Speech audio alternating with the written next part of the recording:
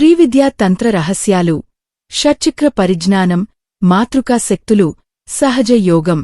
శ్రీవిద్యా మార్గంలో సాధన అంటే మనలోని అక్షరశక్తిని, మాతృకలను చైతన్యపరచడం. ఈ విశ్వం ఎలా సృష్టించబడిందో, సృష్టి, తిరిగి ఆ శక్తి పరమాత్మలో ఎలా లయమవుతుందో, లయ తెలిపే 5 విశిష్ట పాఠాలు ఇక్కడ ఉన్నాయి. పాఠం 1. నాద అవరోహణ మరియు సృష్టి రహస్యం. సాధారణంగా యోగ మార్గాల్లో శక్తి కింద నుండి పైకి వెళ్లడం గురించి చర్చిస్తారు. కానీ శ్రీవిద్యలో సృష్టి ఎలా జరిగిందో తెలియడం ముఖ్యం. తాంత్రిక రహస్యం. పరమశివుని నుండి ఉద్భవించిన నాదశక్తి $_సౌండాలర్ తొలుత విశుద్ధి చక్రంలో ఆకాశ తత్వంగా వ్యక్తమవుతుంది. అక్కడి నుండి అది వాయు, అగ్ని, జలతత్వాలను దాటుకుంటూ మూలాధారానికి వచ్చేసరికి పృథివీ తత్వం గా అంటే ఘనీభవించిన పదార్థం $_, గా మారుతుంది. అందుకే మన శరీరం ఈ నాదశక్తి యొక్క స్థూల రూపం. గురువు శిష్య సంభాషణ. శిష్యుడు: గురువుగారు, మనం పదార్థం నుండి ప్రయాణం మొదలుపెట్టాలి కదా, మరి నాదం గురించి ముందు ఎందుకు తెలుసుకోవాలి?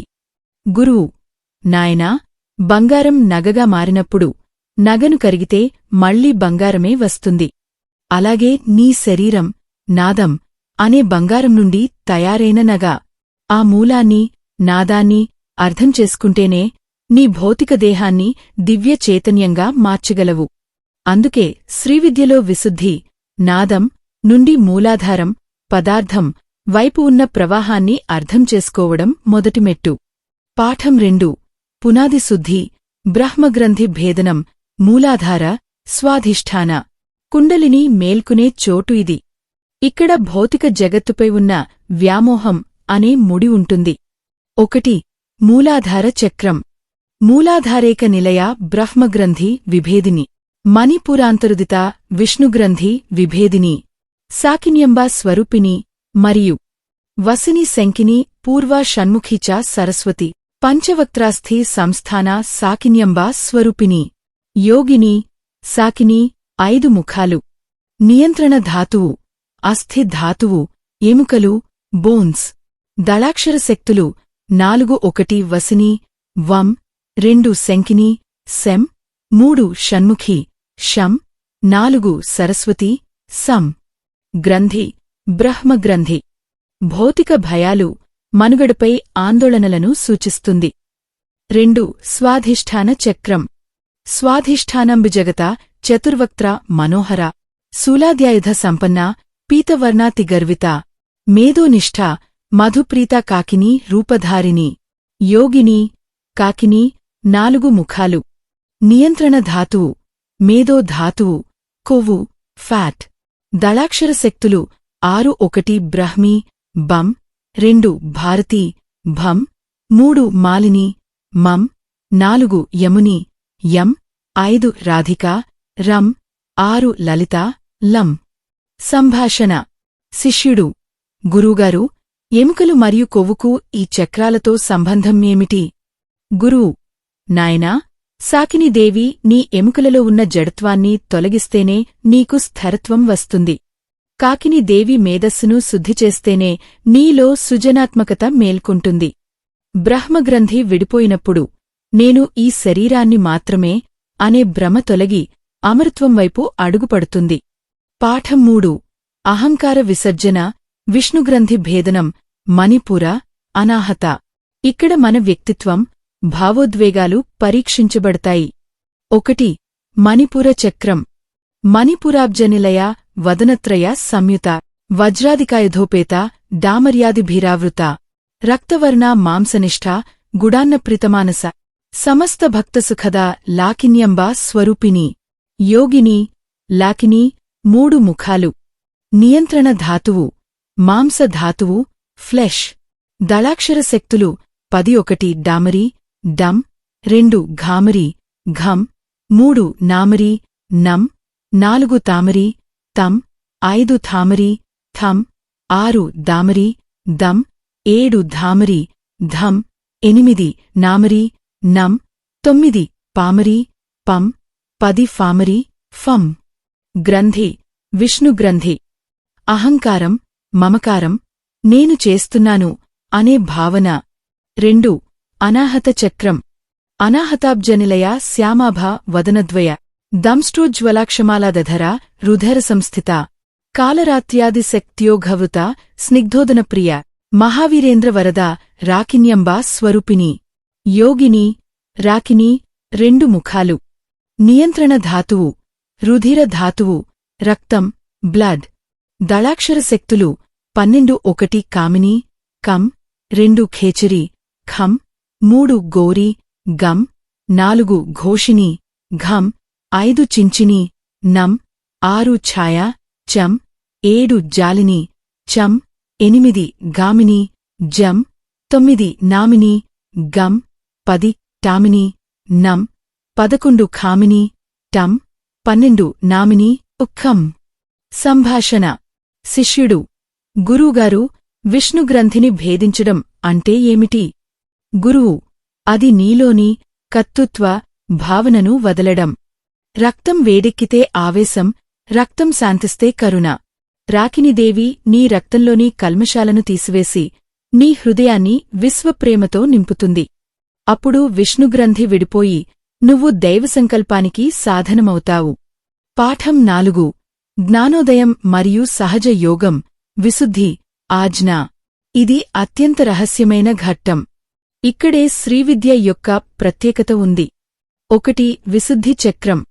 విశుద్ధి చక్రనిలయ రక్తవర్ణ త్రిలోచన ఖట్వాంగాది ప్రహరణ వదనేక సమన్విత పాయసాన్నప్రియ త్వక్స్థ పశులోక భయంకరి అముతాది మహాశక్తి సంవృత డాకినీశ్వరి.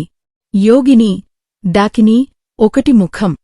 నియంత్రణ ధాతువు, త్వక్ ధాతువు, చర్మం, స్కిన్. దళాక్షర శక్తులు 16 స్వరాక్షరాలు అకషిని, ఆకషిని, ఇకషిని, ఈకషిని, ఉకషిని, ఓకషిని, యుకషిని, యుకషిని, లకషిని, ఈకషిని, ఏకషిని, ఐకషిని, ఓకషిని, ఓకషిని, అంకషిని, అహకషిని. 2 ఆజ్ఞాచక్రం. ఆజ్ఞాచక్రాబ్జనిలయ శుక్లవర్ణ షడానన మజ్జాసంస్థ హంసవతి ముఖ్యశక్తి సమన్విత హరిద్రానేకరసిక హాకిని రూపధారిణి. ఆజ్ఞాచక్రాంతరాలస్థ రుద్రగ్రంథి విభేదిని. యోగిని, హాకిని 6 ముఖాలు. నియంత్రణ ధాతువు, మజ్జా ధాతువు, బోన్ మ్యారో. దళాక్షర శక్తులు 2 హంకారిని, హం, 2 క్షంకారిని, క్షం. గ్రంథి, రుద్రగ్రంథి. చివరి అడ్డంకి, జ్ఞాన అహంకారం. శ్రీవిద్యా సహజ యోగం, ద లీప్. చాలా మార్గాల్లో కుండలిని ఒక్కో చక్రాన్ని దాటుకుంటూ వెళ్తుంది. కాని శ్రీవిద్యలో గురువు యొక్క శక్తిపాతం ద్వారా మూలాధారంలోని శక్తి మధ్యలో ఉన్న క్లేశాలను దాటి నేరుగా ఆజ్ఞాచక్రానికి లీప్ డాలర్ తీసుకుంటుంది. దీన్నే సహజసిద్ధి మార్గం అంటారు. అంటే పదార్థం నేరుగా జ్ఞానంగా రూపాంతరం చెందడం. సంభాషణ. శిష్యుడు: గురువుగారు, ఆజ్ఞాచక్రంలో హాకినికి 6 ముఖాలు ఎందుకు? గురువు: 5 జ్ఞానేంద్రియాలు మరియు మనస్సు, ఈ 6 తన ఆధీనంలో ఉంచుకుని నీకు దివ్యదృష్టిని ప్రసాదించడానికి ఆమెకు 6 ముఖాలు. ఇక్కడ రుద్రగ్రంథి విడిపోతే నేను జ్ఞానిని అనే తలబిరుసుతనం పోయి కేవలం చైతన్యం మాత్రమే మిగులుతుంది. పాఠం 5. పరమ శివశక్తి ఐక్యం, సహస్రారము. యాత్ర సమాప్తమయ్యే దివ్యస్థితి. ఇక్కడ సాధకుడు బ్రహ్మమే అవుతాడు. సహస్రార చక్రం. సహస్రదళ పద్మస్థ సర్వవర్ణోపశోభిత సర్వైధధర శుక్లసంస్థిత సర్వతోముఖి సర్వోదనప్రీతచిత్త యాకిన్యంబా స్వరూపిణి. సహస్రారాంబుజారుఘ సుధాసారాభివశిని తటిల్లతాసమరుచి షట్చక్రోపరి సంస్థిత. యోగిని, యాకిని అనంత ముఖాలు సర్వతోముఖి. నియంత్రణ ధాతువు, శుక్ల ధాతువు, వీర్యం, ఓజస్సు, వైటల్ ఫోర్స్. దళాక్షర శక్తులు 1000 దళాలలో ఆ నుండి క్ష వరకు ఉన్న అన్ని మాతృక వర్ణశక్తులు ఇక్కడ లయమవుతాయి. యాత్ర అంతిమ ఫలితాలు. అమృతవర్షణ. కుండలిని సహస్రారంలో పరమశివుడిని కలిసినప్పుడు చంద్రమండలం నుండి అమృతం వర్షిస్తుంది. ఇది సాధకుడి శరీరాన్ని రోగరహితంగా దివ్యంగా మారుస్తుంది. తురీయావస్థ, మెలకువ, కల, నిద్ర ఈ మూడింటిని దాటిన నాలుగో స్థితి. ఇక్కడ నువ్వు ప్రపంచాన్ని చూస్తూనే బ్రహ్మజ్ఞానిగా ఉంటావు. సమాధి, నేనే ఆ పరబ్రహ్మమును $బ్యాక్స్లాష్ $బ్రహ్మాస్మి అనే అద్వైత స్థితి. ముగింపు సందేశం. శ్రీవిద్యసారం ఈ జగత్ప్రసిద్ధ తంత్రవాక్యంలో ఉంది. శివః శక్త్యా యుక్తో యది భవతి శక్తః ప్రభవితుం. శక్తితో కలిసినప్పుడే శివుడు సృష్టి చేయగలడు. శివుడిలో లయమైనప్పుడే శక్తికి ముక్తి. సంభాషణ. శిష్యుడు: గురూగారు, ఈ యాత్ర ముగిశాక నేను ఏం చేయాలి? గురువు: నాయనా, అప్పుడు నువ్వు చేయడానికి ఏమీ ఉండదు. నువ్వు ఒక అలవైతే ఇప్పుడు సముద్రానివి అయ్యావు. నీలో అమృత వర్షం కురుస్తుంది. నీ చుట్టూ ఉన్నవారికి ఆ శాంతిని పంచుతూ లోక కళ్యాణం కోసం జీవించడమే నీ ధర్మం. సారాంశం. సృష్టిక్రమం, విశుద్ధి, నాదం నుండి మూలాధారం, పదార్థం. సహజ సిద్ధ మార్గం, మూలాధారం నుండి నేరుగా ఆజ్ఞా చక్రానికి శక్తి ప్రయాణం. లయక్రమం, ఆజ్ఞా నుండి సహస్రారానికి శివశక్తి ఐక్యం మరియు అమృత వర్షణ.